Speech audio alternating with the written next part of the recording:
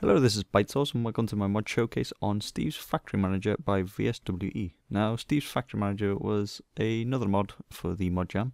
This one came second overall and it's a fantastic mod. The mod allows you to interact with many different inventories. Basically, if you can put stuff into it, you can use it. So, it's pretty good. And it allows you to set many different conditions to interact with the inventories however you want, basically. There's no real restriction to it. On the face of it, this is actually quite a simple mod. It's a very easy interface to use, but actually when you get into it, it's quite an extensive mod. So I won't be able to go over all the details, but you can check out the tutorial that VSWE himself made, which is a great video, and he goes over all the detailed explanations of all the little bits.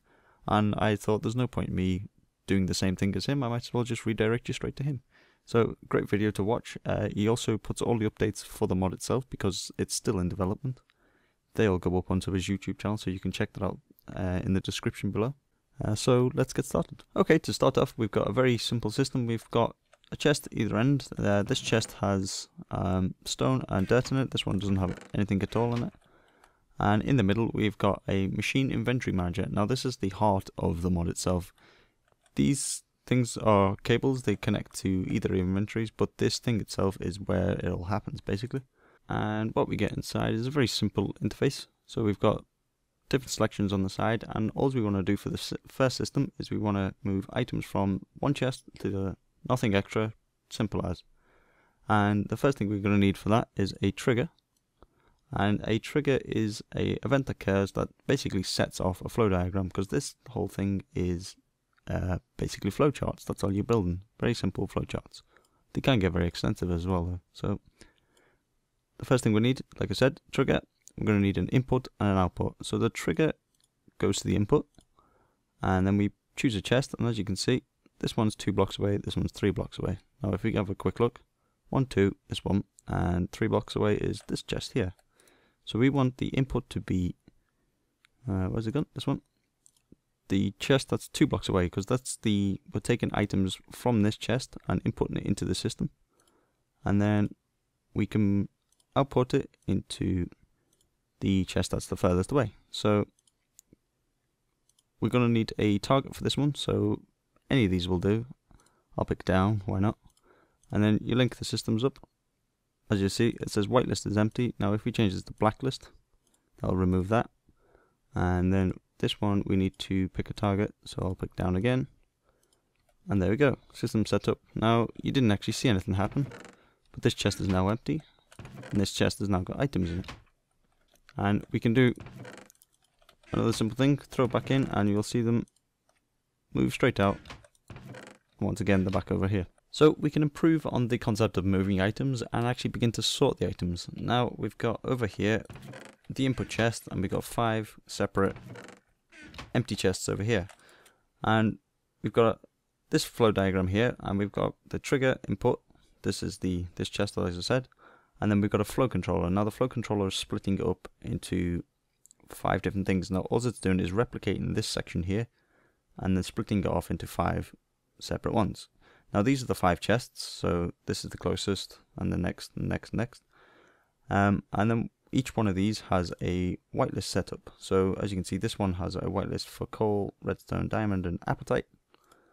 And then they're all set up different. Now some of them are set to a fuzzy. So this is oakwood logs and oakwood planks. Now when I throw all the items in, I will show you what happens. So I've got all these different items here. Throw them all in, give them a minute to update, and then we've got 3 items left. And that's because there's no default chest. So these have all been split up into different things, like so.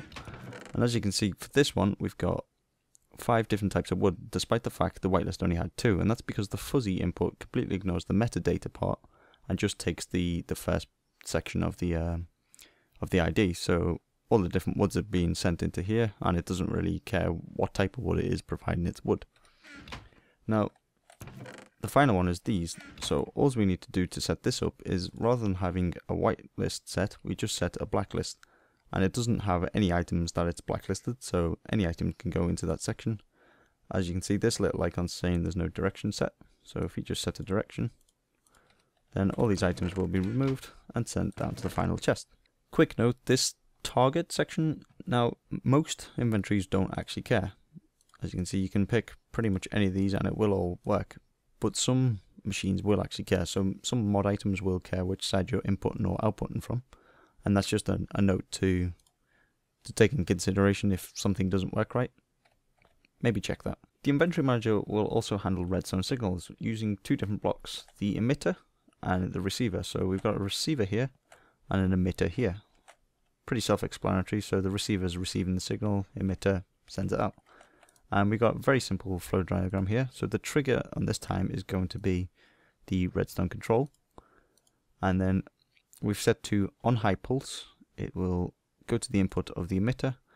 And this is set to emitter pulse of 3 seconds. Now that's 3 seconds after the button has depressed. It will turn off. So the other thing we've set as well, I forgot to show you, is this side I've turned up off. So what should happen is this lamp should turn on and this lamp shouldn't. Press the button depresses, 3 seconds later the lamp turns off. This next block, the inventory relay and the advanced inventory relay, will interact with different types of inventory. So it will interact with entities basically. So say you were to ride over this pressure plate in front of me on a horse or something, it can interact with the horse's inventory. Now the advanced one will interact with players, but only if you give it permission to do so. So in this case I've added the permissions here and I've also activated it. So what happens when we walk over this pressure plate? As you can see, 2 items here have just disappeared. Now what it is because on the trigger of high pulse I've set this to take off any diamond picks and, oop, not that one, if I right click, there we go, a specific amount of torches. So it will take off 64 torches and any cakes I have on me. Unfortunately I didn't have any cake. And then it will output them into this chest over here. So as you can see, there's my pick and there's my torches. And if I walk back over, they should disappear again. Now if I don't have specific items, it will take what it can and leave the rest. So in this case I don't have another pick, but I do have another set of torches, so it will take them. Or what about this one? So we've got same kind of setup here, except I've put the advanced inventory relay underneath the pressure plate, and when I press it I get a cake. Thank you. Nice cake there. And what this will do is if I want another cake, oh, no more cake. And what it's doing is it's checking whether I have a cake in my inventory here, and if I don't, in the case of false, it will send one to me. If I do, it won't give me another one.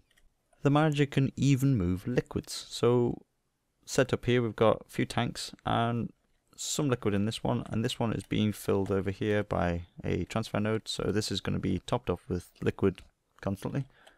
And what's happening is this is basically checking whether I have a specific amount of liquid. So in this case it's 5 buckets. So it's checking this inventory to see if there's 5 buckets in it. So if I take some out, it will fill back up. 1, 2, 3, 4, and finally 5. And it will stop there. So it's good to interact with items that will need, say, liquids and items, because they can both be done through the inventory cable.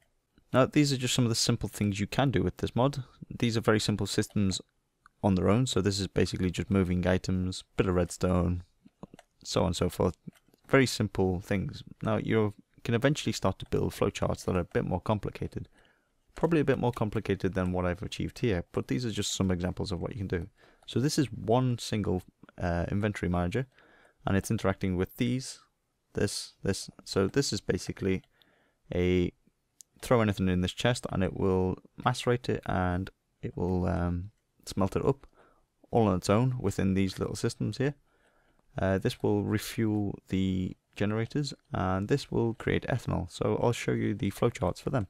So this is it. This is the flowchart that I've created. Now this is actually set up into different flowcharts. So there is multiple things in here. So this one up here is the ore processing. This is basically the lava refueling over here. And then we've got the ethanol production over here. So all I need to do is hook this up here, and then as you'll see, these generators will start to interact. And then the other thing we've got, as I said, ore processing over here. So we take out any ores, and we throw them in, and it will take one of the ores, it will throw it into here, macerate it up, and then it will put any of the crushed ore back into the chest, and then any of the crushed ore will go back into the furnace. Then once that's smelted up, it will go back into the chest, so you'll eventually end up with all the ingots. So once this is finished, another ore should jump in, this ore will end up into the furnace, and so on and so forth. And then we have this one over here. Now this system is actually quite hard to achieve in such a small space without loads of pipes going everywhere, and this is very simply just connected to the inventory manager at the back, and it's got power running underneath to each of the machines. So this is squeezing apples, this will be fermenting the apple juice, which will end up in here with saplings, and then this will create the biomass and turn it into ethanol, which will eventually get stored into this tank. So all we need to do to turn this on, I've set this trigger as a redstone signal, so flick this, and as you'll see, this juice will be removed. More apples will be put in place to refuel it. The fruit juice was moved over to here, the saplings is filled up, it's starting to create biomass, biomass is getting taken out, thrown into here, and then this is producing ethanol.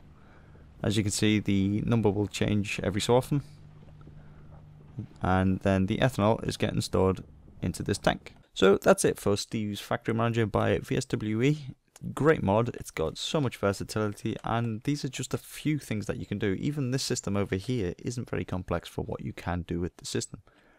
So all the information will be below in the description. Check out the link for VSWE's YouTube channel and also the link to the mod. And that's it. Don't forget to comment, rate, subscribe, and I will see you later.